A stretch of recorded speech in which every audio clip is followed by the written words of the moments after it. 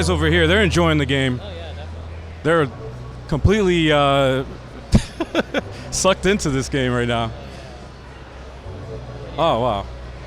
But it looks good, man. Looks like a good thing. Where can the people find it right now? It's still currently in development. Like the main mechanics are there. It's just I'm trying to flesh out the whole entire world. Okay. Once the world is fleshed out, then I know how to basically direct the story to tell you go there and that.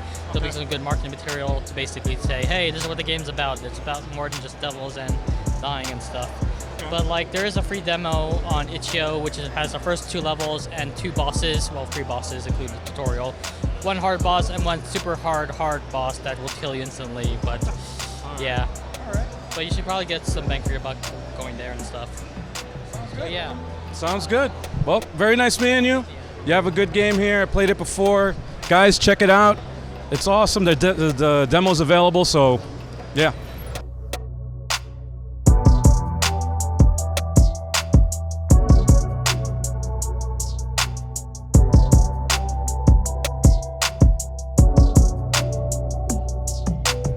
What's going on, everybody? It's your boy BigChoco, live at Too Many Games, and I'm here with Dante from the Devil May Cry series.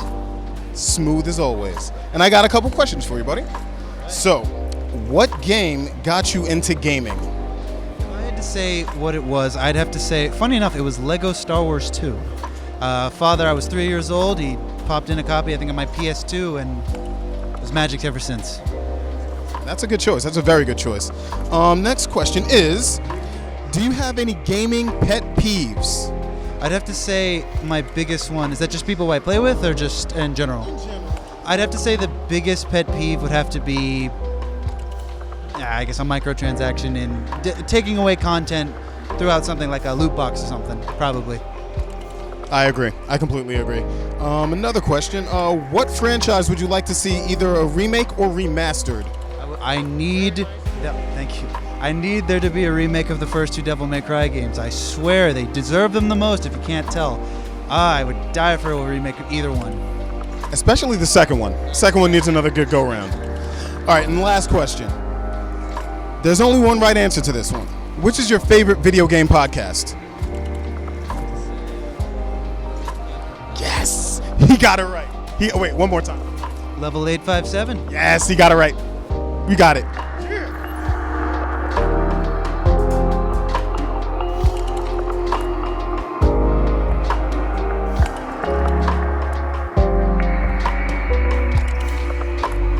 What's going on? It's Algae857 once again. That's right. I'm here with Nightfall, Kyle. All right. And we have an interesting game here called the Paper Game. All right. Now, what was the concept originally? Like, what was the idea about this game? So I have a couple of game dev buddies online, and one of them, Vimlark, I'm gonna actually quickly shout him out. He does a lot of game dev streams on Fridays, right? He plays indie games. So people that are new to indie games, and all the time, he's always like, oh, submit your game, submit it. I never tear into games, and I'm just sitting there, I'm working, I hear that, I'm like, I'm gonna make you eat those words one day. So I made a game where basically you tore into his own games, and I'm like, wow, this is actually a lot of fun. So it's a game now where you tear paper, and I made it into a game. Look at that, man. Now, where can you find this, by the way? Is this available on what platforms? It's available on PC, Windows only, Steam. Came out on Tuesday. Currently, it's 25% off. Normal price $8, sale price $6. Very nice. Now, I got a chance to mess around with the demo here. Very interesting game. You play with the mouse. Are there any plans on getting a controller support or anything like that? Yeah, definitely. Right now I'm kind of playing around with controller support. It's definitely a challenge in a game like this that's centered around mouse, but I have some really cool ideas. I definitely plan on doing it. Okay.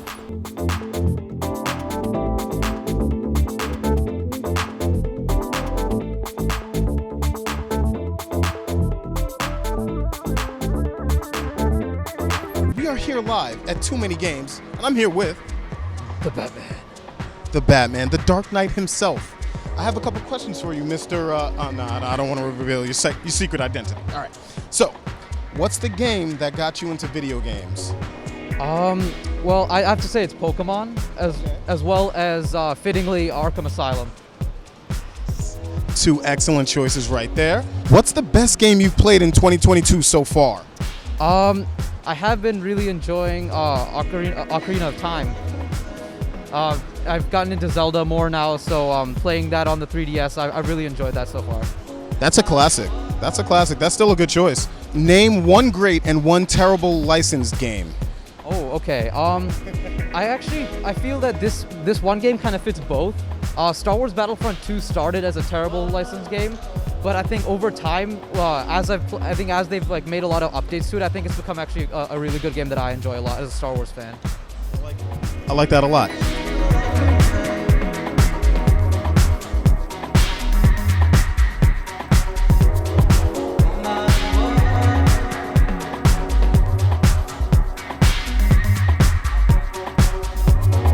All right, welcome to Level 857. It's Turbo 857 here at the Too Many Games convention, and I'm here with My name's Eric. What's up, everyone?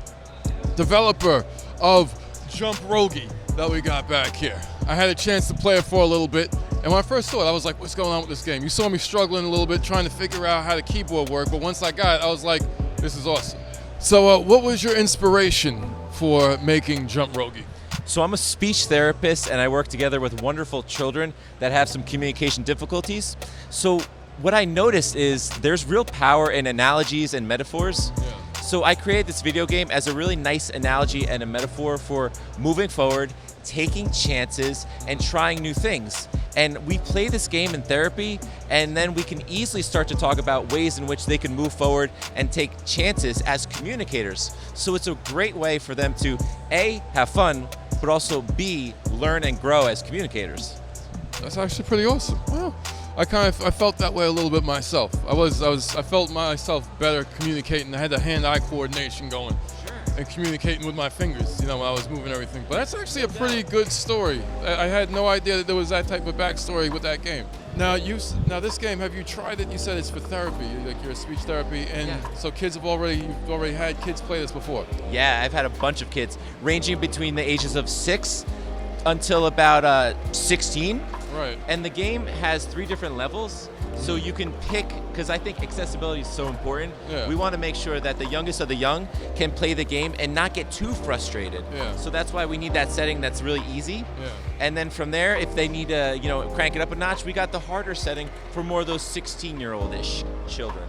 That's not bad. What was the setting that I was playing? So you're playing that 16-year-old-ish Oh, setting. really? Yeah, you're playing the hard one. I was playing the hard. So you're doing A-okay. I felt great. I really felt. I was like, it was challenging at first. I'm watching 3 people at the same time, making sure they're jumping. But then you had to jump, double jump and stuff. So I was like, this is pretty cool. I was like, I like it. You know what's great too about video games in general? Yeah. When we fail, it's an opportunity to reflect, and we analyze what did we do wrong, and might we be able to do something different? Yeah. And then from there, we have a choice. Can we stand up again, and then can we do the new thing? Yeah. So in therapy, we talk a lot about failure, and we play the video games, and we think about it, and then we think about ways in which we can change as communicators and things of that nature. So I just think video games belong in the classroom, and that's what I'm trying to do in my one small game that is out there right now. No, I like that philosophy, especially when you see politicians in the past. They always try to link violence and stuff like that associated with video games. You're showing it as a way of healing. Absolutely. And persevering and a lot of positive stuff like that. And we need more about that stuff. So that's really, really cool. All right, let's see.